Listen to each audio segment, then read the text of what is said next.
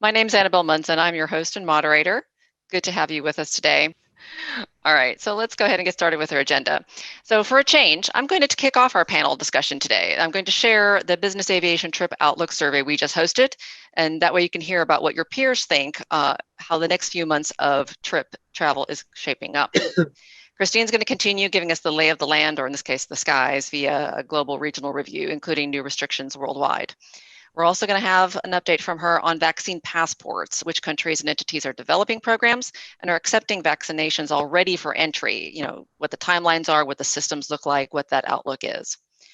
And Adam and Laura are back. They're going to give you the latest on U.S. access, including a refresher on top tips for navigating U.S. customs, plus how to avoid issues upon arrival. And we'll wrap up our planned programming with our special guest from the Canadian Business Aviation Association, Anthony Nareko, who will provide insight on Canada's restriction outlook and how best to handle your ops into the country in the near term. Welcome, Anthony. It's great to have you with us. So we're going to wrap up with your questions as usual after that, but hang on with us for the whole because you'll enjoy this content. So as I just mentioned, our experts, again, Christine, our charter operations and COVID guidance expert, Laura Everington, renowned expert on customs and regulatory affairs, part of our Universal Global Regulatory team, Adam Hartley, manager of our Universal Global Regulatory Services group, and Anthony, of course, president and CEO of Cbsa, comes to us with a wealth of industry knowledge, both on the corporate side as well as owning his own strategic organization. And he's been with Cbsa in this current role since 2018, so he is here to give you his firsthand insights into Canadian operations. So welcome again to Anthony. I'll try to spotlight each speaker as we go so that you can see them highlighted on your screen. But like I mentioned, I'm going to go ahead and kick things off myself with a look at the Business Aviation International Trip Outlook survey we just concluded. So before I bring up the slides, I do have some pretty graphs to show you with the results, but I wanted to set the stage for this data. This was truly an informal survey of our full customer base. I want to emphasize it was not a scientifically based survey managed through a professional survey agency or marketing agency. So keep that in mind. We just did this to gather some key info. But why did we do it? I guess that's really the key question. Why did we conduct this poll? It's really in reaction to questions we've been getting from client operators directly and all the service providers we interact with for execution of your trips. Everyone wants to know the same thing. When we think trips are going to begin ramping up closer to pre-pandemic levels. So we thought, what's better than asking you directly what were the triggers that may indicate that change for you. So that's what was reflected in this survey. In the end, all of this information that we're gathering, it's part of the same goal for all of us to be ready to fly as soon as we can and support you in that effort. So we really appreciate the enormous number of responses and your participation. Over 200 responses were recorded, so thank you so much for that. And again, qualifying some of this to give you the picture of who replied. Out of those 200 replies, less than 20 of them came from operators based outside the US and Canada. So we're really going to look at this data as more US and Canada centric, but at the same time, anecdotally, I can tell you that our 20 international operators or so that did reply are showing some of the same trends. The numbers aren't as significant in the survey. Also, about 78% of the respondents were from Part 91 operations, the remainder charter and non-scheduled ops. So let me go ahead and share my screen so you can see some of these results, and we'll go through the highlights. But the good news is, all right, so you should be able to see my screen now. Great. Then, Lewis, if you'll go ahead and post that. I just lost my other screen. Hold on. There we go. If you'll go ahead and post the link to the survey results in the chat, that way everybody you can download that or just view it on your screen as we go. Great. All right, so this first slide, we're looking at the outlook you gave us for July 2021. So this first slide shows trip volume compared to pre-pandemic levels for the same time of year previously. You can see the breakdown. About a third say you're not going to see a full bounce back by July. A second third of the responses or so say they will be at the same or more trips in this first half of 2021. And the final third of replies are just kind of in between. They're not sure or don't know right now. All right, let's move then to, we asked about trip blockers. So what's keeping you from flying? or making those trips happen. So number one reason, as you can see, was instability. Didn't want to get stuck due to changes or location about medical insecurity on site. If you get sick or your passenger gets sick abroad, how do you get treated, and then how do you get back? Passenger health concerns were another 30% and that were keeping you grounded. And finally, accessibility. As soon as regulations stabilize, your comments were, most of you do plan to start flying. So on the next slide, we asked what the outlook was for a vaccine passport or vaccine acceptance as a way into international destinations and what that impact would be on your trips or plans for trips. So a vast majority said yes, vaccine acceptance would make trips much more possible. All right. And moving on to the next slide, finally, we're getting back to those trip outlook questions. We asked how many trips you think you'll have between now and July, and then the top destinations in that same time period. Over 80% of you are planning at least one or more international trips between now and July, and you can see the rough breakdown of numbers. And then we dug into destinations. Mexico, Caribbean, and Central America remain the top trip targets with an emphasis on leisure travel in that area. And then Europe is the next highest target at about 48%. Keep in mind the Mediterranean is a key location for summer travel, so that can be impacting this outlook. And Christine is going to be touching on that in her segment coming up. So finally, we wanted to land on a couple of takeaways. We asked for open-ended commentary as part of the survey, and a lot of you responded. Major themes and trends, looking very conservative for the next few months. So again, between now and July, still holding steady and conservative, but much more positive on the second half of the year. This was attributed to growth in vaccine distribution and availability, possibilities of vaccine or immunity passports coming up, and the hope for loosening restrictions. So the trends we've noted based on these comments, patience, flexibility, and planning and execution are absolute keys to success in operations right now. And document everything and have it ready to show on arrival. And from people who are flying right now, service expectations in the field need to be actively managed. This was a really important point that we saw repeated. So the comments made it clear. Service providers are not necessarily staffed as they were pre-pandemic, and or possibly retraining personnel and updating and bringing people back from furlough. Plus, all the new safety and health protocols that have been brought on due to COVID have added time and elements to the on-the-ground experience that could slow things down or definitely make it different than it was before. Bottom line, set expectations with your stakeholders in advance. This was emphasized over and over again. Finally, I want to share some of the insights directly that our customers shared with us in their own words. So here are a few. Here's the first one. What you thought you knew yesterday changed today. So make sure to ask the questions you thought you once knew the answers to.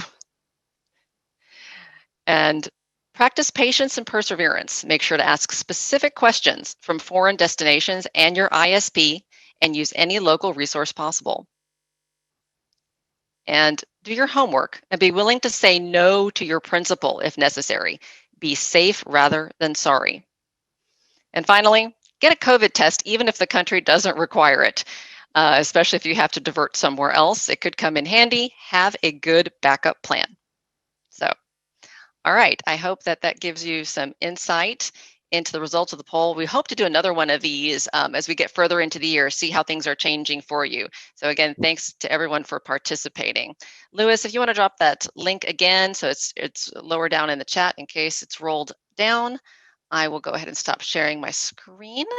Great. And now we're going to move on to our worldwide overview. So Christine, spotlight on you. Can you start with the Caribbean, since we're still seeing a lot of activity there? So for Caribbean, there are two items I did want to mention for this region. The first is Jamaica. Effective March 4th, the lead time for the PCR testing changed. It used to be 10 days prior to arrival. It's now 72 hours. In addition to that, of course, you're going to have to get permission to operate in there. So you have to apply for that permission 5 days prior. And when you do enter, you're going to have to quarantine at your hotel for up to 14 days, depending on the length of stay. Also, flights from the UK to Jamaica are still banned. The second item I was going to mention was Trinidad and Tobago. They are closed through April 4th currently. So we're going to have to wait and see if they're going to open up after that point. Great. All right. What about Central and South America? Well, these regions have been fairly stable, so there's no items to mention on these two sections. Okay. All right, then moving on to Europe, what's new there? So for Europe, we have seen some tightening of restrictions. There's two versions of this. One is going into lockdown. We've got countries like Germany and Greece going into lockdown because COVID cases have increased. On the other hand, we have countries like the Netherlands and Belgium that have removed the possibility of essential business travel. So trips are still possible in the region. You're just going to have to consider those destinations and make changes to your plans if the Netherlands and Belgium were on that list. Got it. Thanks for that. So anything new to report for Middle East and Africa? Middle East has remained relatively stable. As far as Africa, South Africa has reopened. They went back to their requirements that they had before, pre-COVID test on arrival, and then test for departure. And then Algeria has closed its borders through the end of the month because of COVID cases. Great, thanks for that update. And let's round out your portion of the global review with a look at Asia Pacific. So for APAC, we have had the most changes. The first thing to note is Thailand. They are accepting limited flights for tourism for US passengers. Of course, you don't need a visa to get in, but you will need a permit to enter, which is done through the Thai embassy. Of course, you're going to have your COVID testing 72 hours prior to arrival. And then when you enter the country, you're going to have to quarantine for 2 weeks at a government facility. As far as Mali is concerned, Victor Romeo Mike, it's one of the few destinations in the region that is accepting flights for tourism. And as such, they have accepted so many flights that parking is not available through early April. If you're looking to travel there, you're going to have to make alternate parking arrangements.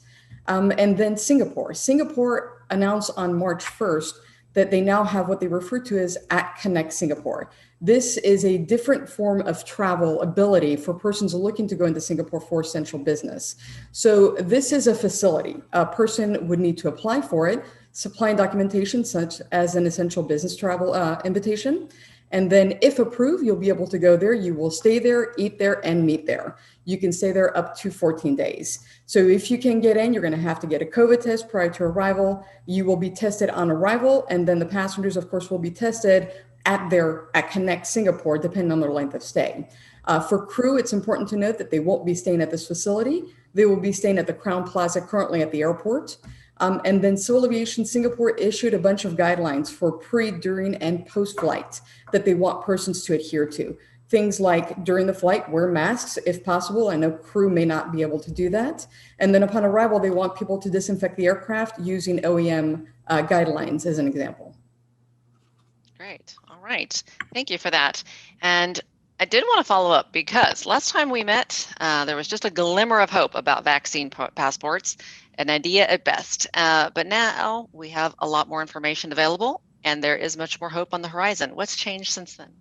So we've seen a lot of government entities and governing bodies that are looking to create something or processes so people can start traveling again. So we have bodies such as IATA that are working on their platform for travel.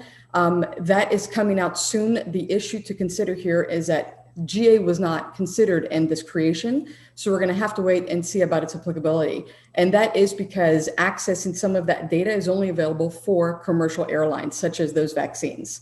Then you have countries like China looking to issue a digital vaccine passport.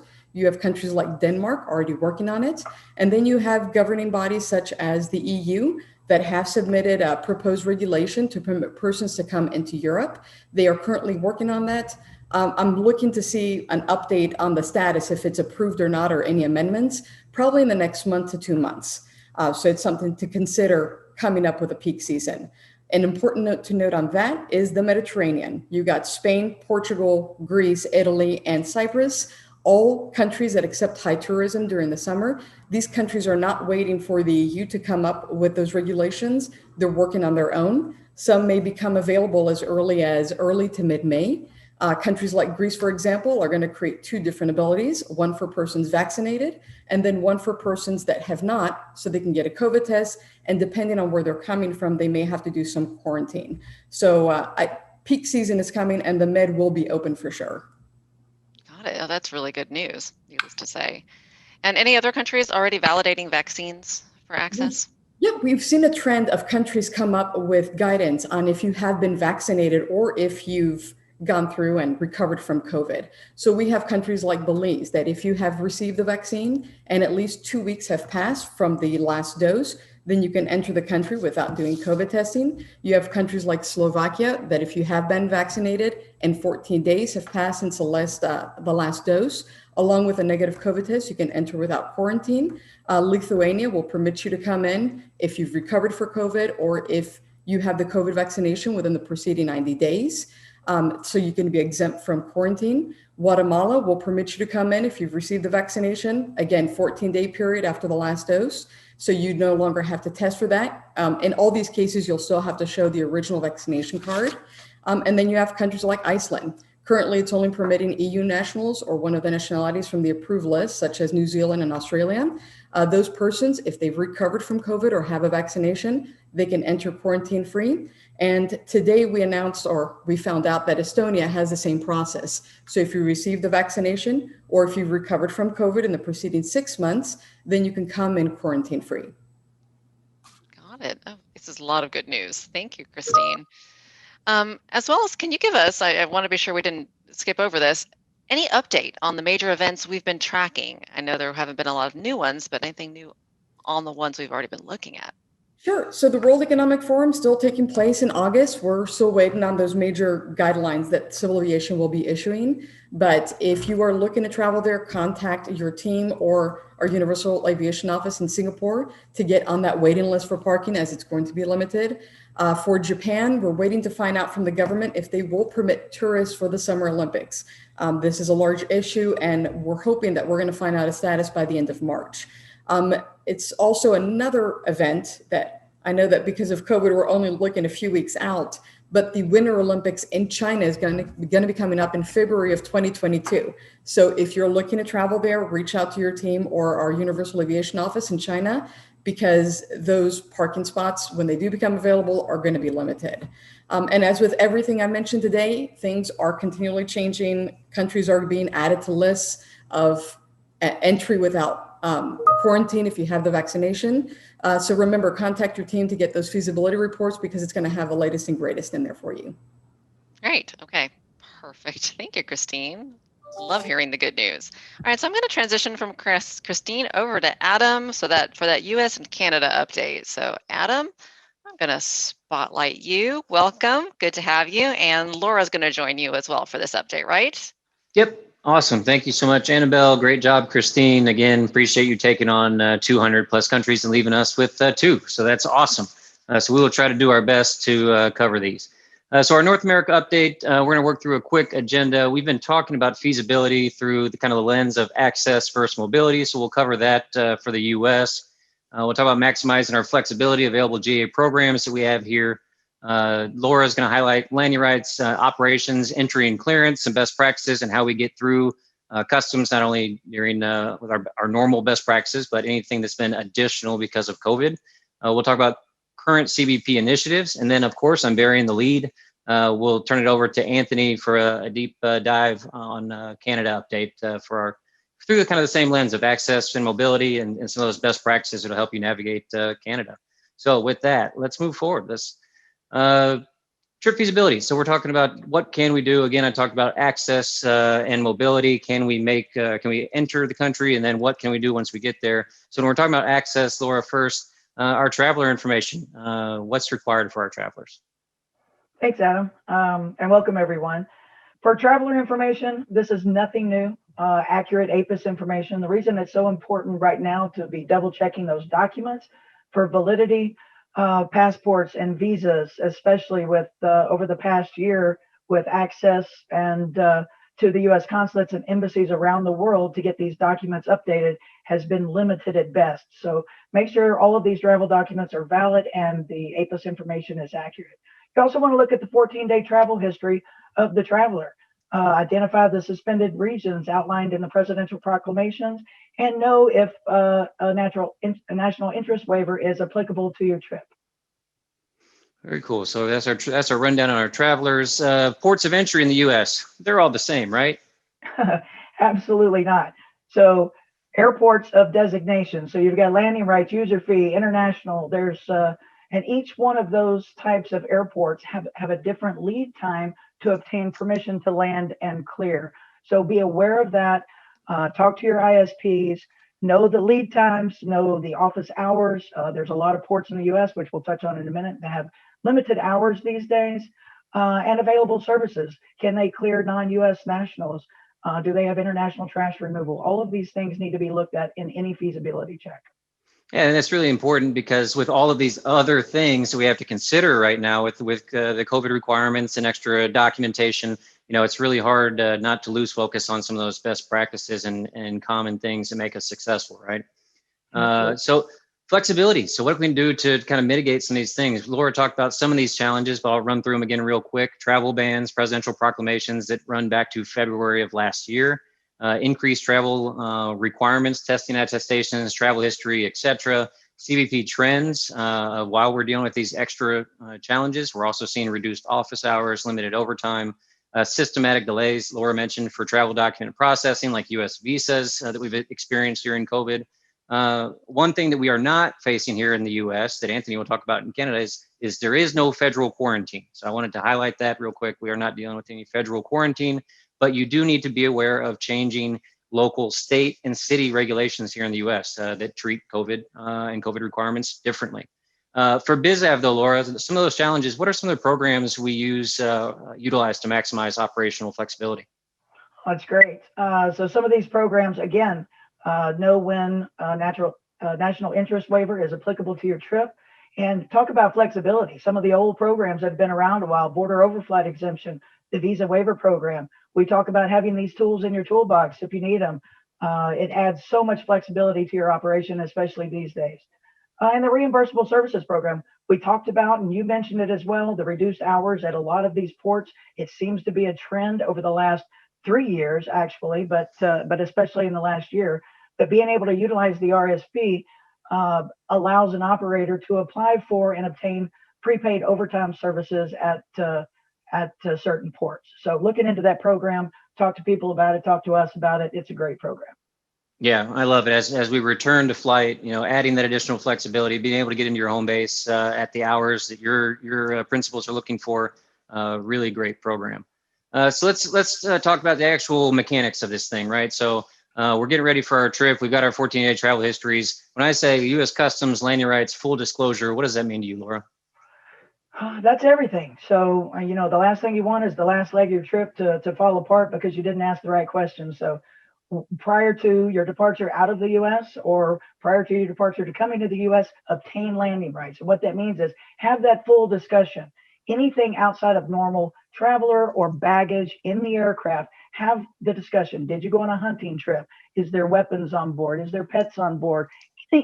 Literally anything out of the norm. You want to have that conversation with CBP of where do I clear at? Can I open the door? Do you want me to pull up to the ramp? Is there an FBO where you can clear me at? All of these things need to be discussed in advance. So if you have a change to those previous, there's a change to your landing rights that you've set up, your time, your passengers, whatever. What does that do to your landing rights confirmation? Yeah, in many instances, it negates it and you have to start all over again. So most all changes to the itinerary, to the crew and passenger manifest need to be called into CBP, and you must obtain new landing rights, especially for a time change, but any addition of a traveler as well. But you need to make the call, obtain new landing rights for the new change, and always stay on top of that. Yeah, and one quick question that's kind of topical, testing attestation, CDC. I know it's been said a lot, but just want to confirm here, is CBP involved in CDC testing attestation confirmation? We ask every day, and their stance is still absolutely not. CBP, Customs and Border Protection in the U.S., takes no active role in checking those documents. Even when you're calling to obtain landing rights, we've run into it. I'm sure everybody else has, where they ask the question, and they can ask the question to make sure they have these items or these documents, but there is no enforcement on the ground upon arrival. And they cannot deny landing rights because you don't know the answer to the question. That's key. They take no active role in enforcement. Good. Appreciate that. You just talked really quickly about that PIC. Let's step back for a second. So we talked about confirmation of landing rights, validation of travel documents. You may have a lot of parties who are doing these different things. Maybe Universal is doing your landing rights. Maybe your dispatch is validating your travel documents, and your pilot's making his updated ETA. Who's ultimately responsible to make sure that information is accurate and on time? With anything CBP, the PIC is always going to be ultimately responsible for everything on that conveyance, that entry, that clearance, those travelers, everything, landing rights. So make sure if you're a pilot that you are talking to your flight attendants, you're talking to your dispatch, but ultimately you're going to be the one that has to check those travel documents as the travelers board the aircraft against the APIS transmission, because that is vital. It's key. You don't want to show up with misinformation on your APIS, because that's what they're expecting, and they've already vetted the passengers, and your passenger doesn't have the correct travel document. Always check that information for sure. Go ahead. Now let me ask you this. So if there's an issue and maybe there's a miscommunication or something was dropped and an officer tells you on the ramp there's going to be a $5,000 fine, is that where that process ends, or is there more to that? Oh, there's so much more to it. If you run into that situation, any of you, make sure you know exactly what you're being penalized for. Is it, it could be anything. All the fines begin at $5,000. Make sure you know what it is for. Get the officer's name that are clearing the aircraft. We're going to talk about this in a second, but in that instance, be kind, be courteous, and be compliant. But then that recommendation from that clearing officer goes up to the area port director and ultimately through headquarters, and headquarters works with the operator as well as the ISP to identify any mitigating circumstances. And in most cases, it can be greatly reduced, the penalty, or dismissed altogether. Kind, courteous, and compliant. I really like it there. So last, and then we'll move on to our Canada update. Are there any current CBP initiatives that working groups or anybody else is working on right now? Oh, absolutely. So being involved in working groups, Universal's deeply embedded in many of them, working side by side with CBP. Single syntax is the big one right now. We've been talking about it for years, but it has finally come to fruition. It is being tested currently by two very large operators in the U.S. So we're looking good. And what, in a nutshell, single syntax is it brings all of the APIS transmissions, the syntax of APIS, away from the scheduled airlines. So private non-revenue and unscheduled commercial will be transmitting APIS the same way. And currently, and since 2001, they have not. So this will pull us ultimately away from the airlines, which will streamline the process for both industry and CBP. Very cool. The other two things that we called out there we're working on is port policy and process standardization. I know everybody, we led off with ports are not the same, so that's something that's definitely on the agenda. And then, of course, Laura, you're working in a group working on GA pre-clearance expansion. So that's pretty cool. Yeah, absolutely. And we're looking to leverage some of the airports where CBP already has a presence. Currently, there's only 2 full pre-clearance locations in the world for GA coming to the U.S., and that's Shannon, Ireland, and Aruba. But we are, again, looking to leverage some of the places where CBP already has a presence and are pre-clearing scheduled airlines for the U.S. So it's all great news. It's all going to be good stuff. Awesome. Really great information, Laura. Always love to be on a panel with you, of course. I know we've covered a ton of information, so if anybody wants to go over any of those points or anything else that GRS can help you with, reach out to us for a GRS profile review. Lewis can drop that link for us in the chat, but we'd love to talk about you as an operator, look at you holistically, how we can help in programs that are out there that you can leverage that you may be missing out on. So with that, I will bring our guest in, Anthony Noreko, CEO and President of Cbaa. He's going to give us an update on Canada, look at it through access and mobility, and any recent news and best practices that might help operators. So with that, Anthony, take it away. Perfect. Thanks, Adam. Thanks, Laura, and to the team at Universal for inviting me for the opportunity to speak to you all today, and to each of you for taking the time out of your day to join us. It's forums like these, places like these that kind of connect us and get that latest information. So already to date, thank you for taking the time to join us. What I wanted to do to talk about Canada is frame it in 3 buckets. The first is those operators that are thinking about flying to Canada, or perhaps you've got a mission profile that includes Canada. Maybe you haven't seen a trip request come through yet. So it's, what is current state? How are you thinking thinking about operating to Canada. The second bucket will be about sort of that pre-trip planning, the day of flight operations. What are some of the current regulations or rules and best practices around that? And last is a view to the future, similar to what Christine was talking about. What about vaccine passports, this pull versus push? Where are we at? What's the association doing? So what's next? Really, I want to have a bit of a conversation. The team at Universal is going to include some links as they come up through the conversation. But really what I'm trying to do here is just have a conversation with you. If there's any questions that come up, naturally we'll take them. The team at Universal will respond to them, and I'll be here through the call. So let's start with that aspect of thinking of Canada. And if you're contemplating a trip, there is a key distinction these days, and it's essential versus non-essential. Now, the definition of non-essential, the way you want to be thinking about things is any trip that you could define as sort of optional or related to purposes such as tourism, recreation, entertainment. Those types of trips in Canada right now are basically impossible to difficult, if you want to say. So really the nature of the conversation, the advice that I provide to operators is over prepare.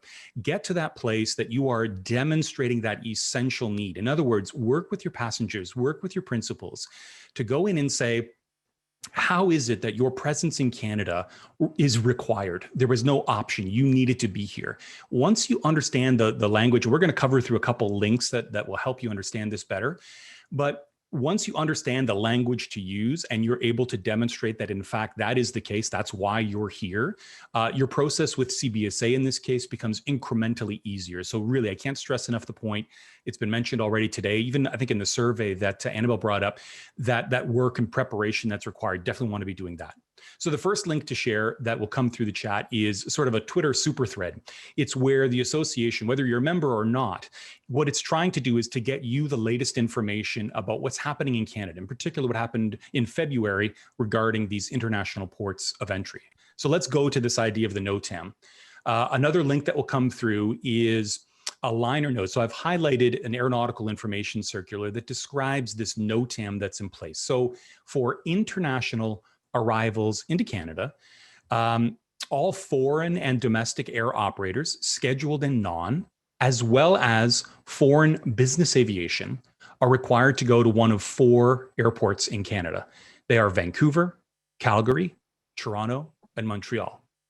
But you can't have an aeronautical information circular without talking about exceptions and to recognize how diverse the operational background of the attendees and what organizations you represent. I wanted to go through each of the exceptions to that aeronautical information circular, that NOTAM that's in place. So the first is Medevacs.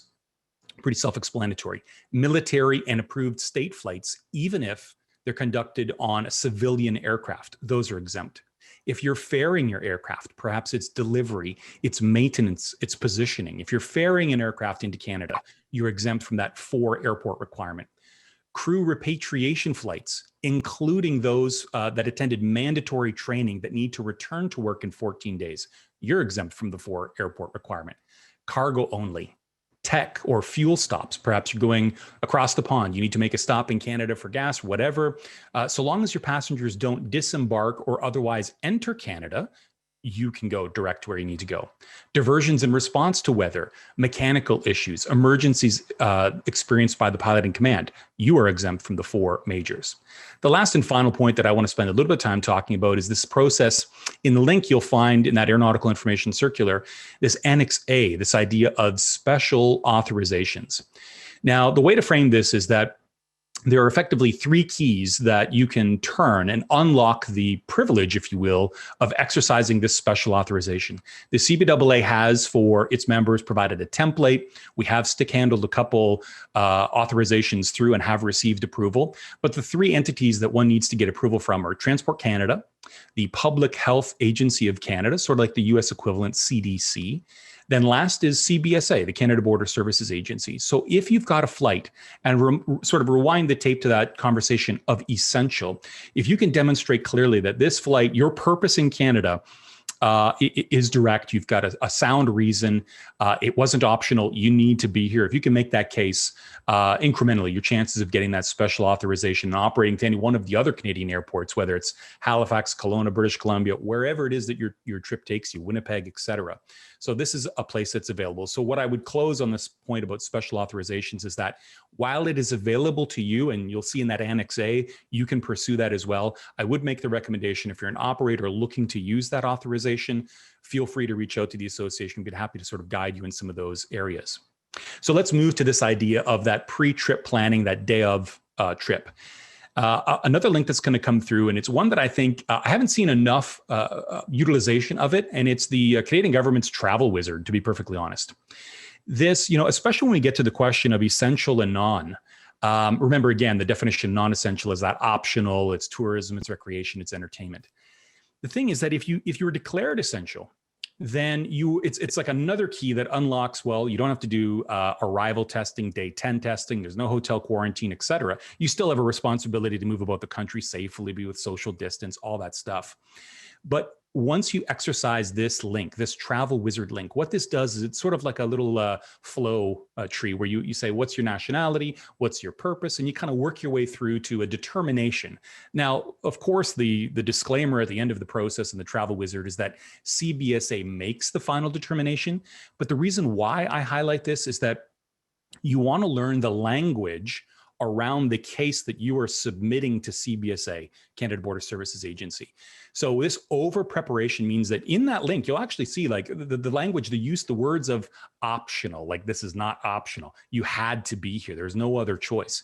You need to frame and be responsible in your trip and at one, advocating that for your passengers, those principles. So Cbsa CanPass, one of the things that we would say is that CanPass right now is suspended for the period of COVID. So whether it's the 4 airports, Vancouver, Calgary, Toronto, Montreal, or any other airport that you visit as a port of entry in Canada, you are going to be met by Cbsa officials. And the best way I frame it is always that call, give, record. So when you're calling CanPass, you're giving them information about your passengers, the purpose of their trip. And again, remember the language here about this is not optional. I'm here for essential purposes, et cetera. You're making any declarations. Last and final is always the recommendation. I think Laura alluded to it as well. It's record, in this case, the badge number of the Cbsa officials that you're talking with. It's so important for every interface that you have with Cbsa. Next, you'll see a link to ArriveCan. This is for your passengers. This is both an app that's available for download and also a website that you can visit so that your passengers can populate some travel information. It kind of flows that travel wizard about the Canadian government's trying to get an understanding of the purpose of what you're coming to do, et cetera. So that's ArriveCan. The next link is travelers coming to Canada. So the link you'll find, again, I use Liner here. So what you're going to see is if you scroll down the page, highlighted in sort of an aqua blue is 3 areas. So whether it's domestic Canada travel, again, I should highlight because sometimes it comes up that there are no restrictions internally. There are some quarantine within different provinces. But once in Canada, you are permitted to proceed to any one of the airports that you would normally visit. If you're coming internationally, though, there's that 4 major element. What I would say here about testing, and it was alluded to with Annabelle in the survey and the idea of that PCR test. So remember that the essential declaration, even if you do the travel wizard and you kind of get an idea of where you're going to be, the problem is that you really don't know until you come in whether or not you're going to be declared essential. So the practice is 72 hours, getting that PCR test and demonstrating that negative result is a requirement. And one thing I would frame is that a gotcha with our counterparts globally is that Canada requires a PCR test as opposed to antigen. So that's a key distinction that you want to demonstrate. When it comes to the testing, I would say that arriving in Canada now, especially at the 4 majors, we are advocating for continuance and testing at the FBOs as opposed to their terminals. There are some tests when you arrive in Canada, but again, that is if your trip is about that essential purpose, you will be exempt from those tests and from the subsequent quarantine periods that are described. So some work is there. Those links will provide you some of that information. We'll probably talk on some questions about it, but definitely we continue to push responsibly for Canada to start to repeal these things. So let's shift maybe to that idea of looking forward.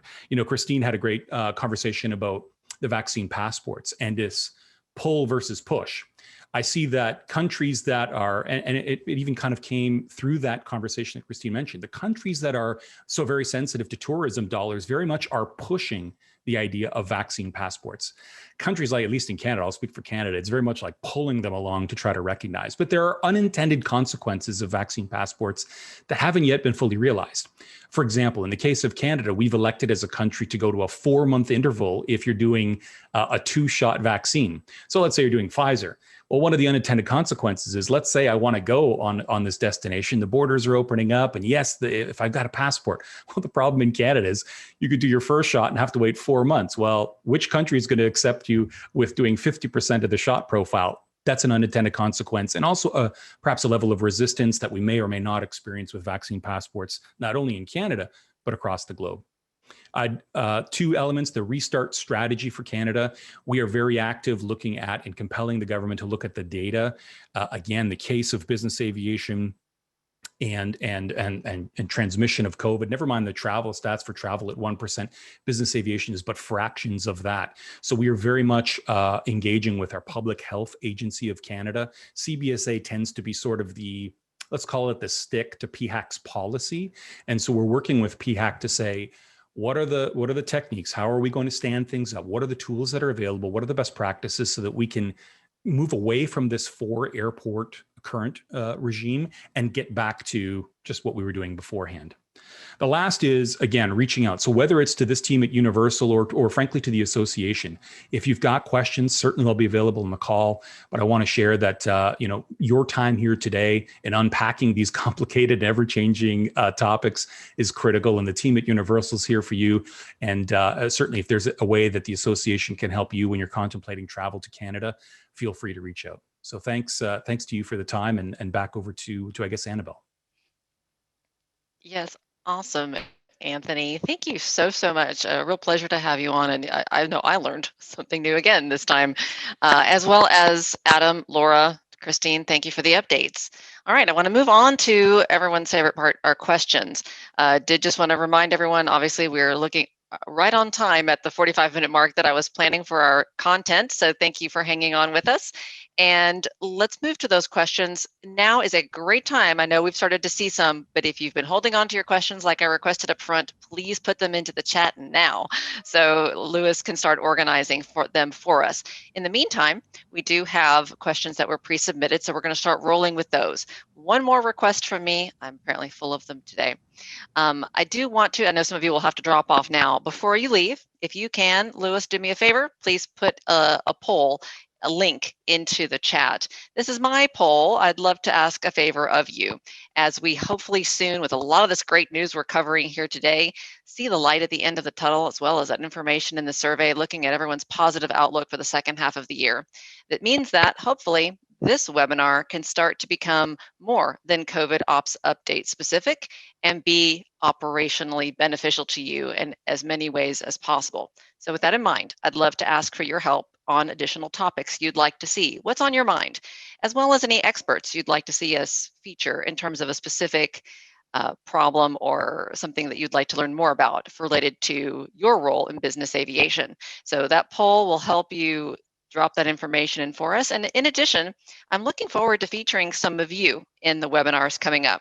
There's nothing better than getting insights from the field, and that you are living it every day in unique ways right now, unlike even ever before. So we'd love a chance to feature some of your stories and would love it if you'd engage with us. So if you're at all interested in sharing some of your insights, what you're learning because you are traveling right now or you're managing your flight department's planning for upcoming travel, please drop that into that same poll online and I will be able to get back in touch with you. Okay, so with that said, let's roll through these questions that were pre-submitted. Thank you to everyone for that. All right, we're going to start. We're doing around the world. Christine, are you ready? We're going to start with Hungary. What are the restrictions and access? So entry into Hungary is still somewhat restricted, but there is a NOTAM available out there, and it clearly stipulates that persons coming from the U.S. that are coming there for essential business can come into the country. You have to submit documentation for that travel to get pre-approved. COVID testing for passengers and quarantine for that essential business is omitted if you're approved for that essential business. As far as crew are concerned, they'll be screened on the aircraft. They go directly to the hotel. Will they receive all their services such as meals? They're not allowed to go out during their stay in the country. Great. All right, we have another customer that's going to Colombia with stops in Mexico, Costa Rica, and Panama. Would appreciate an update on COVID restrictions. So going through those countries, Mexico, Costa Rica, and Panama. Mexico, there are no restrictions. You have to fill out a health form on arrival and departure, and you will get tested as far as temperature during your stop. Costa Rica, you don't need COVID testing to travel to Costa Rica. If you have passengers on board that are getting off, you're going to have to fill out the online form and have the health insurance. As far as crew are exempt from both the health insurance, the form, as long as they stay in the country less than 72 hours. And as far as Panama is concerned, there are no restrictions for entry. You need a negative PCR test or an antigen test that's done 48 hours prior to arrival. You need to complete a health form. If this is all for passengers, crew don't need a test if it's a tech stop only. Got it. All right, now bring out your crystal ball and gaze into it. Where and when will having any of the 3 U.S. vaccines make an operational difference? Isn't that really what what so many of us are looking to know? Yes. So right now we're seeing that a lot of states in the U.S. are starting to expand on those programs, and other countries are implementing those too. The way the vaccinations are being done right now and the regulations itself, I see a change probably around the June, July timeframe. So things are getting better. We're already seeing signs of it. The more people to get vaccinated, the easier it'll be for these countries to kind of reduce those barriers of entry. All right, now we're moving on to questions about Paris. Travel from U.S. to Paris, how is that possible? What are the requirements? They have a principal who has a homeowner in Paris. So right now, travel from the U.S. to Paris is highly restricted. There are very few exemptions for which to get in, things like diplomatic, some essential business, but they have to be clearly outlined on how it benefits the French government, and you would have to submit that for approval. Also, earlier, you would be able to get into France if you went through a third country. They've now implemented a NOTAM stating that if you've been in the U.S. in the preceding 30 days, you are no longer permitted in. So the digital green pass that's being worked on from the EU, if passed in the next month and a half, I think that's going to clearly change things for France in the next month or two. All right, so keep an eye on that, definitely. All right, next, we have a comment from a customer and then a question. Their comment is, flight crews conducting international flight operations, either cargo, passenger, corporate, what have you, are the perfect patient zero identified risk for highly contagious virus, clearly, because they're moving between so many locations. Yet so far, priority vaccinations to international flight crews have not been talked about or really brought to the table. So the question is, how do we obtain an immunity passport without priority access to a vaccination? That, of course, has to be led up to the FAA, NBAA, all those governing bodies that are looking to see what can be done. In general, persons that are active crew members are exempt from quarantine and their testing in many countries. As far as getting the vaccine, each state, of course, is different on who is a possible or who can get it now, currently, or in the next few weeks. I know that there's some exemptions given in certain states if you're frontline workers, essential workers, or if you're flight instructors, the quote unquote teacher. So you're going to have to see what's available in your state, get on those wait lists as soon as possible. Based on the latest from the government in the US, there should be vaccines available for all in May. And we're starting to see that they're becoming more available. Alaska announced today that it's available for everybody in the state 16 years or older. So we're going to see this kind of increase in the next few weeks. Great. All right, Anthony, I have a question for you. Entry into Canada, vaccines with vaccine shots completed, as well as what's the summertime outlook? So right now, that's part of our restart strategy, trying to get the Canadian government, pulling them into the idea that there are individuals across the globe that have completed these vaccine runs, whether it's a 2-dose or a single dose.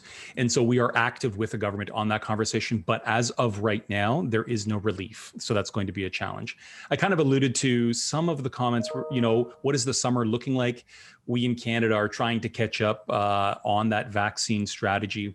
And this time interval of 4 months, I expect that we'll start to see an improvement. I mean, this is what we're asking for in that restart strategy, that vaccines play a critical role. And frankly, I think that the government will be pushed into this direction because of how fast the globe is acting and where they are in terms of having those vaccines. So I expect that by summer, let's use that July as the survey.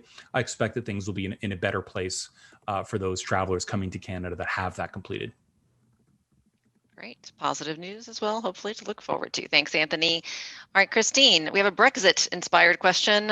Let's say I'm planning a private flight from the US or Canada to London or Paris and then home again. Other than perhaps meeting with customs on arrival, are there any notable changes or concerns or how I should be planning for this trip? So as far as Brexit, as far as a private non-revenue flight, things will likely remain the same. Primarily, you're going to have to, of course, do customs in both the UK and into and out of the EU. One thing to note, importation documentation. If you did get it in the UK, you're going to want to speak to your legal counsel and an importation expert to make sure that it transitions to where it needs to be. Things like pet travel. If you had a pet that had a British passport, you're going to want to look at getting them an EU passport going forward. And then outside of that, as far as charter, right now they are accepting civil aviation. They're accepting the EASA TCO authorization. That is good until 2022. After that point, they will be getting their own TCO requirements put in place. So you're going to keep an eye out for that. Now, Jason Hayward, who's our expert out in the UK, did give us a lot of great info on that. So we're going to have Lewis pop in the link so you can read up on what's going on there. Great. And then moving to Italy, I've got a question about conducting a Part 91 passenger trip from the US to Italy, and that'll be the March timeframe.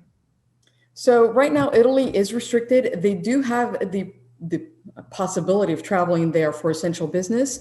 They stipulate that if you come from the US for that essential business, you have to submit the documentation or have it available. You want to notate that on your self-declaration when you fill that in, and you're permitted in those cases to be in Italy for up to a max of 120 hours.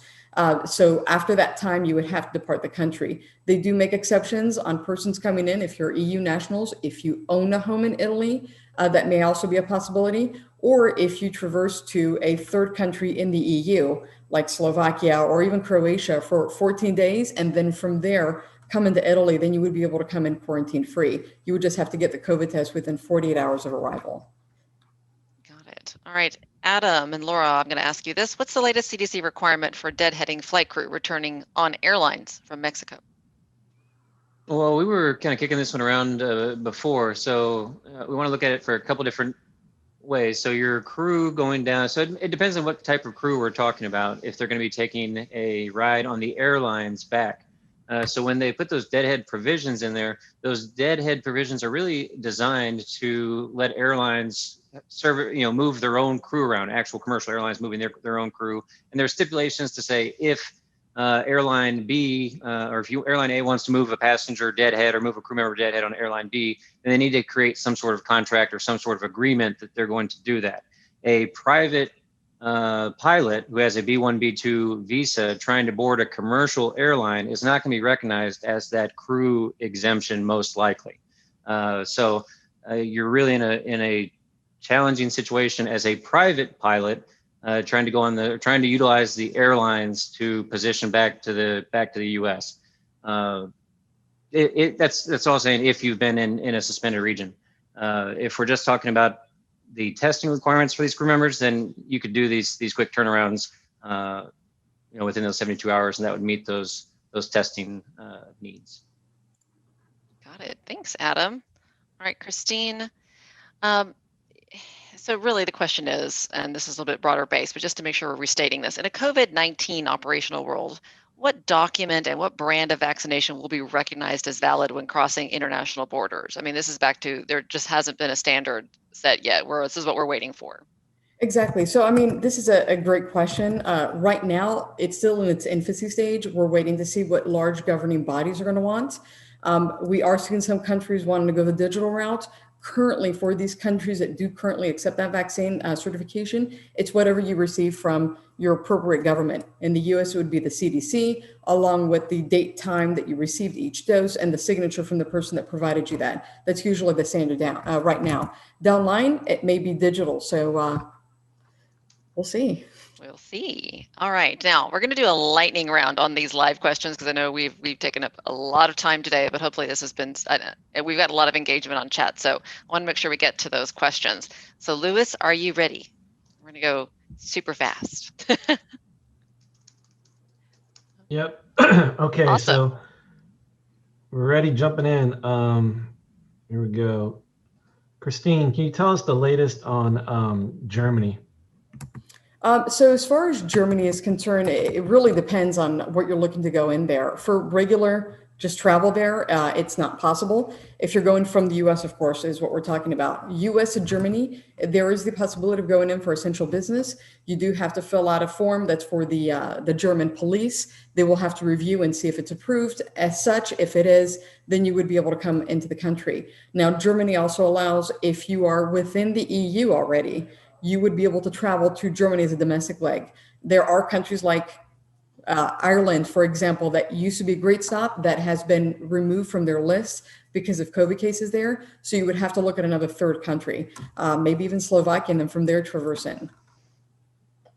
Thanks. We got a question about COVID testing timeframe. So if a location states a negative COVID test is required within 72 hours of arrival, the person asking the question sees it as follows in this scenario.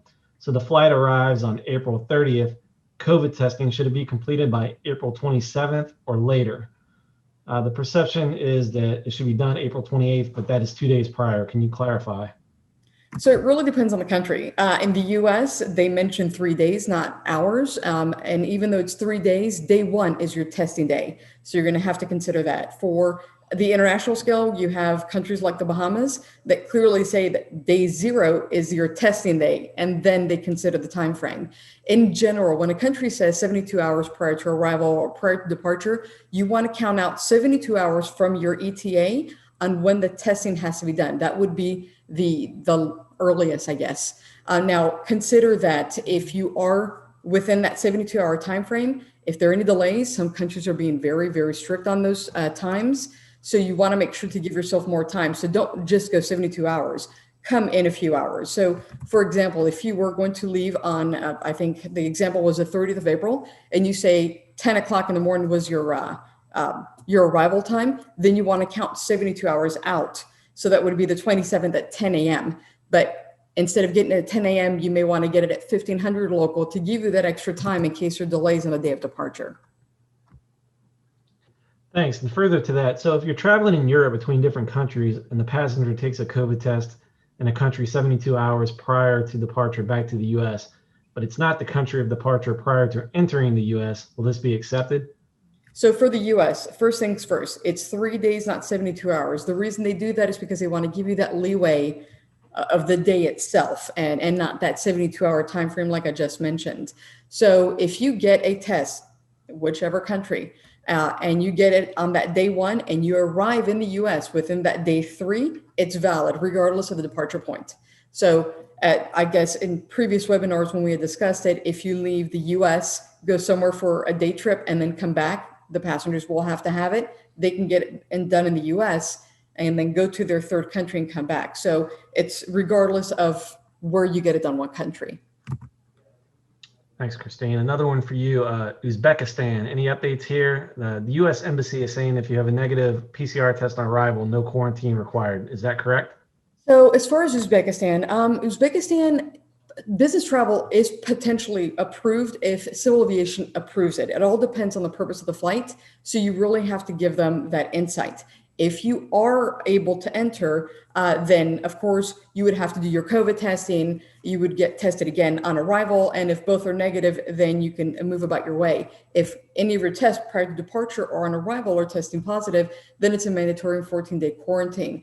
Also, things to note is depending on where you're coming from, if you've been in a banned country in the preceding 14 days, such as the UK, Italy, Denmark, and those lists keep changing, then entry into Uzbekistan would not be possible. So we would have to see that whole trip to be able to know for sure. Thanks. Laura, I got a question for you. You stated that CBP is not enforcing the COVID requirements for coming into the U.S., negative test results, passenger attestations, etc. Do you know who is enforcing this or is verifying the operators are complying with the requirements? Well, I mean, there have been many rumors, and we've talked to a few operators that CDC has become a presence at many airports. So they've also been showing up at FBOs as well. So the onus is on the operator. It is a requirement. The obligation is to hold on to those attestations for 2 years and retain that information. So I mean, a best practice is, get the testing done, do the attestation forms, and be compliant. Thanks, Laura. Just throwing this one out to the group. How is a recovery from COVID documented? Note from the doctor? Yeah, so I'll take that. So if most countries, in place of a negative test, if you've recovered from COVID but are still testing positive, you would need to provide, number one, that positive test. So you still have to take a test to show that is in fact the case, but then you can have a doctor's release in conjunction with that that is mostly accepted. Thanks, Adam. Can U.S. based crew members do training in Montreal? Anthony, if you want to take that. Yes, and it goes back to that. You still definitely want to have that, non-optional case. You're making that homework and that practice, the documentation that you're building, really just demonstrate this is. I can also include a link, maybe in the chat. I'm going to include a link to Transport Canada. There's a letter that we obtained from the regulator that really defines that crew members are essential. You're there conducting an activity essential to the use of your license, therefore exemption. And that's the kind of the storyline that you want to build. So I'm going to include that into the chat here in about 1 minute. So that way the questioner or those that are contemplating doing that, you can print that off, put that in your binder, whatever it is that you use when you present to Cbsa. And I'd also work with a training provider, whoever that is, just to make sure that they provide you whatever letter that you can do. And the more that you can present, the better off you'll be in terms of Cbsa in that interface.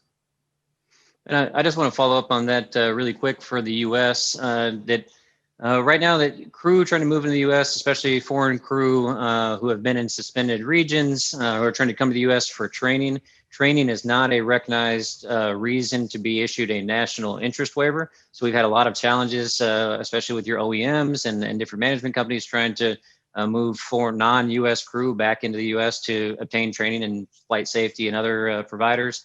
And it's a real challenge. So you want to get a lot of lead time on that because the standard national interest waiver is not available to you as a crew member coming for training.